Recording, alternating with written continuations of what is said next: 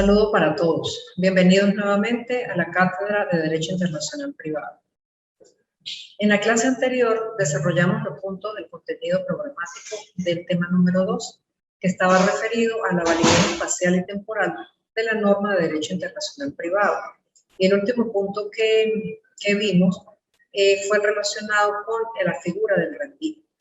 Esta es una figura realmente novedosa, es una figura muy importante en el contexto del derecho internacional privado, y quise en el día de hoy complementar un poco las explicaciones de la vez anterior, de la clase anterior, y traje un ejemplo para ilustrar mejor cómo funciona la figura del reenvío en el derecho internacional privado. Vamos a suponer, vamos a partir de una hipótesis de un caso de adopción de un menor de edad. Este menor de edad tiene nacionalidad venezolana y los padres tienen diferentes nacionalidades. Vamos a suponer que el padre tiene nacionalidad colombiana y que la madre tiene nacionalidad argentina, por ejemplo. En este caso, el juez venezolano tiene dentro de sus funciones dilucidar ese conflicto que tiene para determinar cuál es el ordenamiento jurídico y la ley aplicable para poder resolver ese conflicto que se le presenta, para determinar cuál es el procedimiento a seguir para llevar a cabo ese proceso de adopción de una persona, de un menor de edad, que si bien es nacional, los padres adoptantes tienen nacionalidades diferentes. En este caso, el juez venezolano debe revisar en el ordenamiento jurídico y ver cuál es el derecho que le aplica. Si el ordenamiento jurídico lo remite a la ley colombiana, estaríamos en presencia de un reenvío simple o de primer grado. Si a su vez el ordenamiento colombiano lo refiere al ordenamiento argentino, estaríamos en presencia de un reenvío de segundo grado. Si por el contrario el ordenamiento jurídico lo remite o le devuelve al derecho venezolano y le dice no, el derecho que aplica es el venezolano, estaríamos en presencia de lo que se denomina el retro. Entonces, quise traer este ejemplo a colación para que vean cómo funciona. Recuerden que en la clase anterior yo les decía que era más o menos similar a lo que conocíamos en el derecho procesal venezolano como el conflicto de competencia, pero que no es exactamente lo mismo. ¿Por qué? Porque fíjense que no se remite el expediente de un país a otro, de una jurisdicción a otra. No, aquí quien en definitiva resuelve ese conflicto que se presentó es el juez venezolano, como dice la doctrina especializada, el juez de la lex fori. Entonces, quise traer este ejemplo a colación para ilustrarlo mejor con esta figura, porque sé que es novedosa, que es una figura nueva en el contexto que manejamos, que tampoco es usual en nuestra vida cotidiana, pero que sí es importante que la manejemos. Observen que en ese ejemplo el factor de conexión pues es la nacionalidad. Es este el que nos debe determinar, es este factor de conexión el que nos va a determinar cuál es la ley y cuál es el ordenamiento jurídico que aplica. Bien, agotado este punto, quiero a manera de aclaratoria conversar un poquito con ustedes y comentarles la experiencia que tuve con la actividad que les encomendé con la unidad número 1, con el ensayo del tema número 1 sobre los aspectos generales del derecho internacional privado. Estuve leyendo los ensayos y observo que no se acoplan o no se adaptan a lo que conocemos como ensayo. Solamente a manera de recordatorio, porque sé que ustedes ya lo manejan, recuerden que el ensayo se divide en 4 partes. Cuando les digo que se divide en 4 partes, no les estoy diciendo que tienen que subdividirlo en subtítulos, no, sino que la estructura del ensayo está compuesta por una introducción, un desarrollo, una pequeña conclusión y la lista de referencias. La introducción, ¿en qué consiste? Bueno, en poner el tema en contexto, en presentar el tema al lector. Luego el desarrollo, que es la parte argumentativa, en la cual ustedes pueden redactar en primera o en tercera persona, y van a fijar su posición, con respecto a esa temática que están abordando en el ensayo. Luego, para cerrar, lo hacen a manera de conclusión y finalmente presentan la lista de referencias. En el aula virtual les ha quedado colgada el material de lectura o el material de apoyo en el que se pueden enfocar para poder desarrollar las actividades asignadas. ¿Qué es lo que ustedes van a hacer? Van a leer, van a analizar y van a escoger un solo punto de ese material de lectura. Por ejemplo, vamos a suponer que ustedes el tema número 1 escogen la escuela de los abusadores. Bueno, la leen, la analizan, la interpretan y luego presentan el ensayo. Les repito, no lo van a subdividir en subtítulos, sino simplemente a manera de ilustrarnos en cuanto a la estructura del ensayo. Ya ustedes saben que primero tienen que entrar con una pequeña introducción para poner el tema en contexto, para presentarlo, luego lo desarrollan con sus argumentos, con la parte argumentativa, luego cierran con una conclusión y finalmente presentan la lista de referencias. Les agradezco que para las futuras asignaturas, para los futuros ensayos que van a presentar del tema 2 del 4, lo hagan acogiéndose a esta pequeña explicación aclaratoria que les acabo de presentar. Bien, agotado este punto, vamos a entrar con el tema número 3, que se titula la norma indirecta o la norma de colisión, como también se le denomina a la norma de derecho internacional privado. Cuando nosotros hablamos de normas, siempre evocamos la idea o viene a nuestra mente la concepción de la norma como aquel silogismo jurídico que está compuesto por la premisa mayor, la premisa menor y la consecuencia jurídica. Esto es la norma, técnicamente es esto, que lógicamente agota un procedimiento interno en cada estado, en cada país. En el caso venezolano, el procedimiento que está establecido en nuestra Carta Política, en la Constitución Nacional, relacionado con el proceso de formación de las leyes. Estos artículos están enumerados en forma consecutiva ascendente, están presentados en un cuerpo normativo, tal como nosotros lo conocemos. La norma de derecho internacional privado no escapa de ninguna de estas características ni de ninguno de estos procedimientos. Es igualmente una norma. Pero sí tenemos una diferencia entre la norma en sentido ordinario o la norma general que nosotros conocemos. Tiene una pequeña diferencia con respecto a la norma de derecho internacional privado. En esta última, lo que nos hace es remitirnos a cuál es la ley aplicable. Nos dice, nos refiere cuál es el ordenamiento jurídico que aplica y cuál es la ley que vamos a utilizar para resolver ese problema jurídico que tenemos pendiente. Entonces, ¿cuál es la diferencia entre la norma en sentido ordinario y la norma de derecho internacional privado? Bueno, que la norma ordinaria tiene un supuesto de hecho y una consecuencia jurídica, en cambio que la norma de derecho internacional privado, si bien tiene un supuesto de hecho, la consecuencia jurídica solamente es remitir al ordenamiento jurídico aplicado.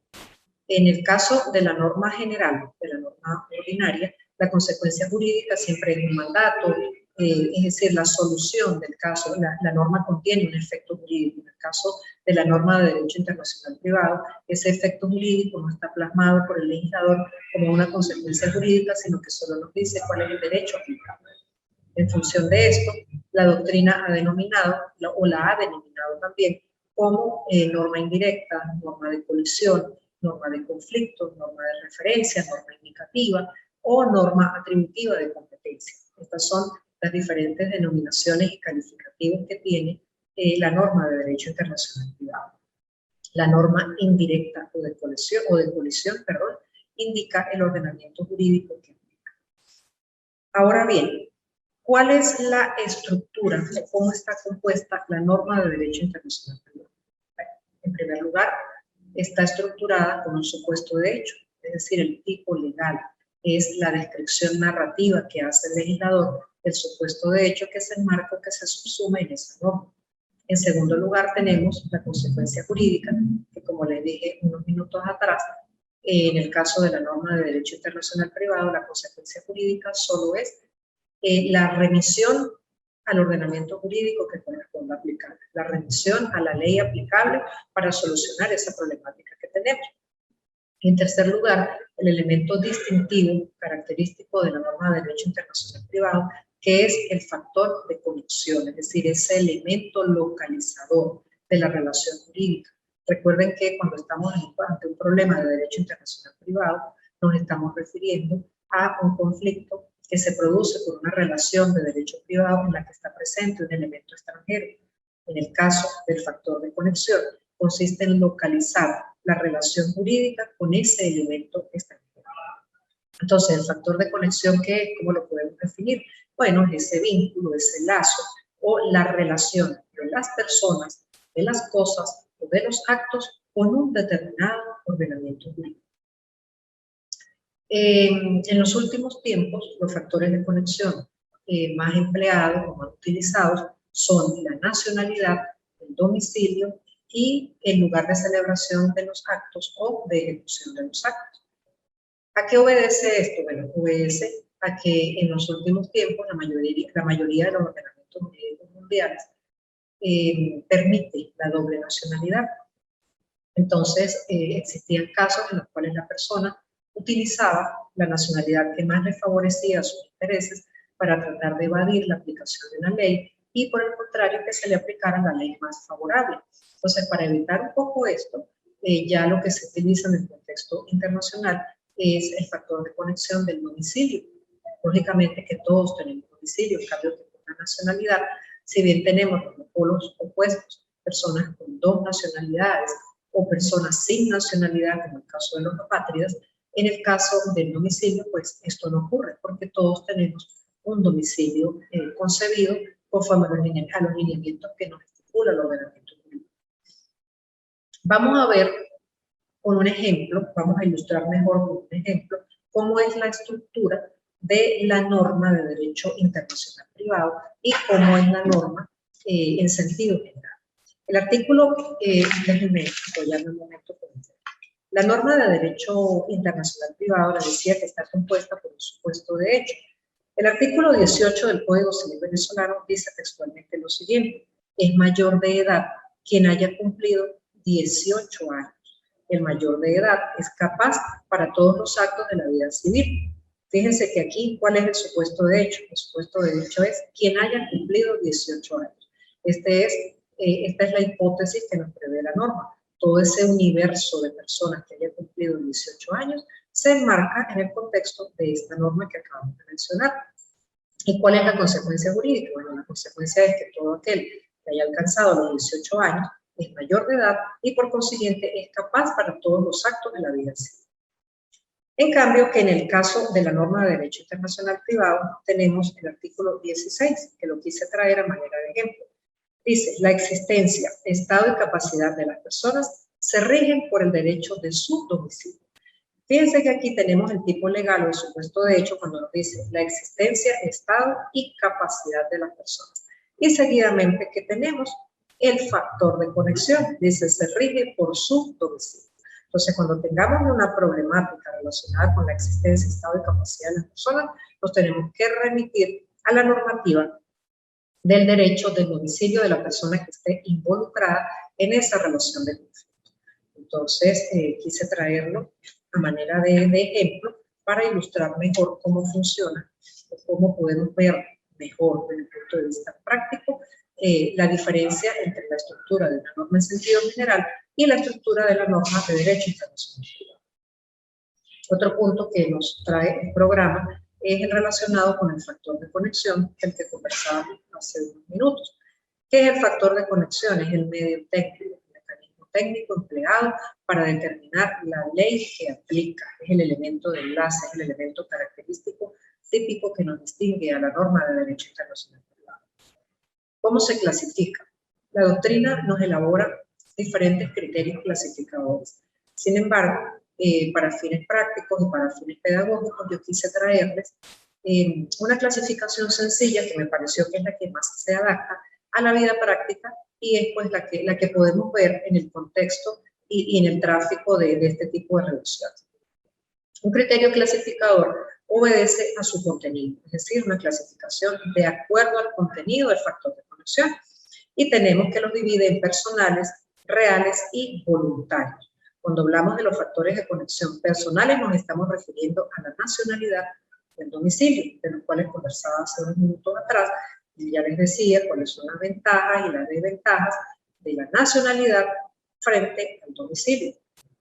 Tenemos los reales, como su nombre lo indica, está relacionado con los bienes, es decir, el lugar de la celebración del contrato o el lugar de la ejecución del contrato. Y el voluntario, que es cuando prela o cuando priva el principio de autonomía de la voluntad de las partes, que también ya lo veíamos en clases anteriores, donde conversábamos un poquito de cómo surgió y en qué términos está consagrado en el Código Civil venezolano. Una segunda clasificación obedece a la naturaleza y así lo clasifica en hechos reales y concepto jurídico. Nuevamente aquí, cuando hablamos de una clasificación por hechos reales, nos estamos refiriendo a la ubicación del bien inmueble. Y en cuanto al concepto jurídico, estamos hablando de la nacionalidad y del domicilio, es decir, que estos son los ejemplos de factores de conexión que se subsumen dentro de esa clasificación de concepto jurídico. Un tercer criterio clasificador sería según el carácter de la conexión. Los divide en conexión única, conexión múltiple, conexión alternativa y conexión acumulativa.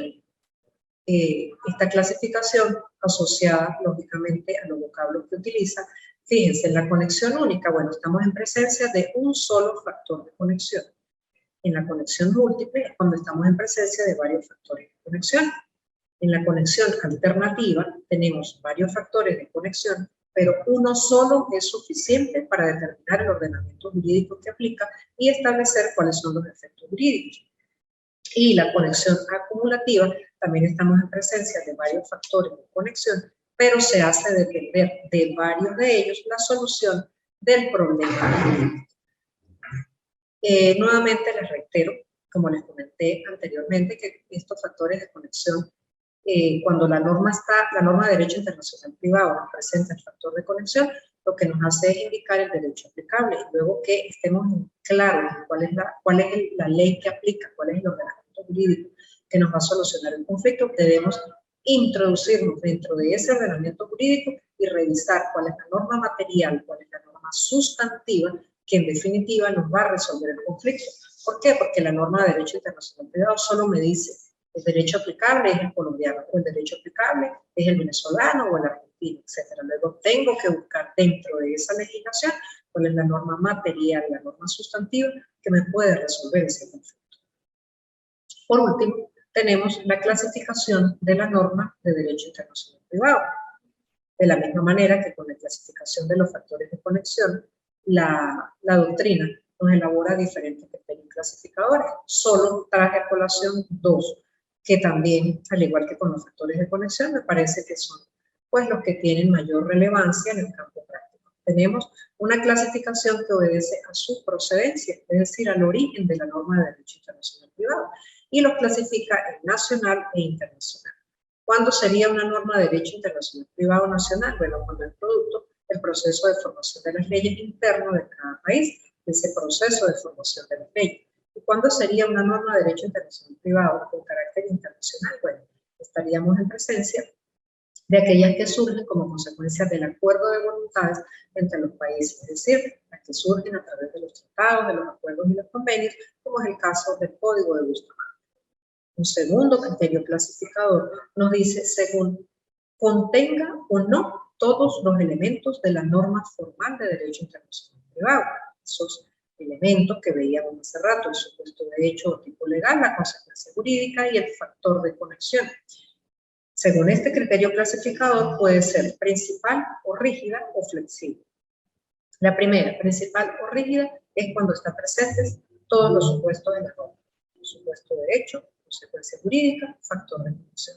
Y la norma se clasificaría como flexible cuando no contiene factores de conexión que obliguen al juez a aplicar un determinado ordenamiento jurídico. Entonces, estas son las clasificaciones más, digamos, más sencillas que desde el punto de vista práctico nos permite manejarlas y trajinarlas con mayor claridad. Con esto cerramos el tema número 3. Nuevamente les reitero la aclaratoria con relación al ensayo que se acople a los lineamientos que le dije en cuanto a la estructura de ese ensayo, sin colocarle subtítulos. Nuevamente les queda colgada en el aula virtual el material de lectura, el material de apoyo de esta unidad número 3, con los puntos que hemos tratado en esta conversación. Éxito para todos. Feliz día.